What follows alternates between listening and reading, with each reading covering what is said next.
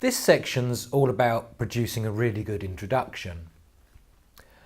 What I'd like to draw to your attention is the importance of using the introduction as a powerful signposting tool to really guide the reader, to orientate the reader into really getting into your dissertation, because that's such an important aspect of the dissertation, is telling a good story, making it really readable. Yeah, you've got to be analytical, you've got to be evaluative, you've got to build your argument using the idea of others, but it's also really important to tell a good story, and if we get the introduction wrong, we don't ease the reader in at all. So think of the introduction as a really powerful signposting tool to guiding the reader into your introduction. So think of the introduction as a really powerful signposting tool to guide the reader, to orientate the reader. So what might you want to cover in your introduction? Well, a number of things, and to some extent it is dependent on the very nature of the topic and how you've chosen to tackle that topic. But there are some obvious things. We've got to decide what is the helpful background information that helps to ease the reader into the topic. We've got to decide what is the necessary context we need to provide to introduce the reader to the subject and demonstrate that we have a clear understanding of that in a kind of overview sense before we go into the real detail of subsequent sections. It's an opportunity, the introduction, to identify what is helpful and useful to the reader to know at that point, so useful starting point stuff. It's our opportunity to identify the overall aims and focus of our study, to identify, I think, any key themes that our dissertation is about that kind of run across the dissertation as a whole. It's our opportunity to outline specific points of investigation. We may be breaking up our main body discussion into 3 or 4 key areas, just as we would of an essay in answering an essay question. Identify a number of areas and then address them one by one. So too we will be doing that on a larger scale with more depth of analysis with our dissertations. The introduction is also an opportunity to outline why the subject is of interest.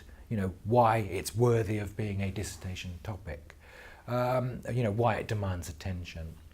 But it's also an opportunity to tell the story of your own interest in the topic and perhaps relate the significance to your own professional practice. So all these are good things to introduce the reader to the topic and a real powerful way of guiding them into the subject. I'd like to make a final point about the introduction, which is somewhat different to this idea of it being a real powerful signposting tool guiding the reader. Think for a moment also about how the introduction can be useful to you as you evolve your dissertation. Some people might advise you that an introduction with any academic assignment should only be written after you've done the main body of the work, the sections that follow the detail. That's one way of looking at it. It's kind of useful advice. But what about using the introduction as this evolving thing that you work on at the same time as you work on the rest of your project? I think this has real advantages because, in a sense, an introduction will be about saying what you're going to do, how you're going to do it, what's coming up. You'll be identifying these objectives. And therefore, if we're evolving drafts of our introduction at the same time as we're working on our project, it can actually be a very powerful mirror, if you like, on the project as a whole, because it's easy to get lost in the project as a whole. It's easy to lose our way in the sheer scale of the thing with all its different sections that follow.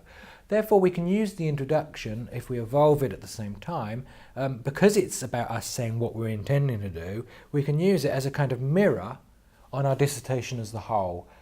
Because we're practicing on a daily, weekly basis, evolving that dissertation, rewriting it as things change, but we're distilling the essence, if you like, whereas, as opposed to the detail that follows. This is, the essence of what we're trying to do, and therefore it helps us to sharpen our own minds that we're staying focused and structurally clear in the main body sections that follow.